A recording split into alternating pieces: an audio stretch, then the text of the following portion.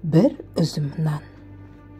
Баяғы бір заманда бай мен кедей көрші өмір сүріпті. Олардың араздығы сондай, бірін-бірі көргісі келмейді екен. Байдың үйі кең, әдемі болыпты. Іші толған алтын мен күміс.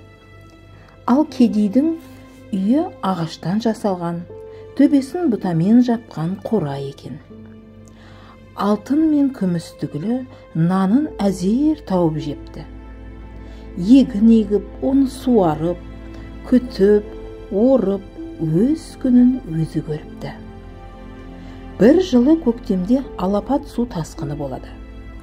Бай алтынын көтеріп, ағаштың басына шығып кетеді. Ал кедей болса, бір көмеш нанын қойнына салып, ол да ағаштың басына көтеріледі. Су тасқыны 15 күнге созылады.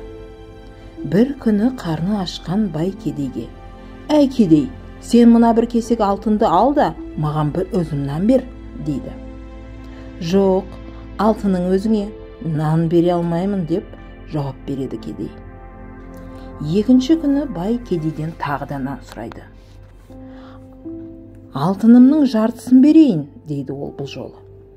«Жоқ, бере алмаймын», деп бұл жолы да кедей келіспейді. Ақыры аштан өліп бара жатқан соң шыдамай, бай бір үзім нанға барлық алтынын айырбастайтынын айтады. Кедей бәрібір көнбейді. Бойынан күші кеткен бай бас айналып суға құлап кетеді. Ал келесі күні су тоқтап, кедей ағаштың басынан түседі.